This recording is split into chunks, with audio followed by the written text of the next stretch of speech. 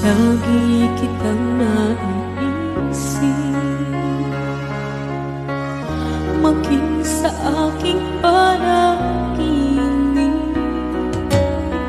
Ninanais na makita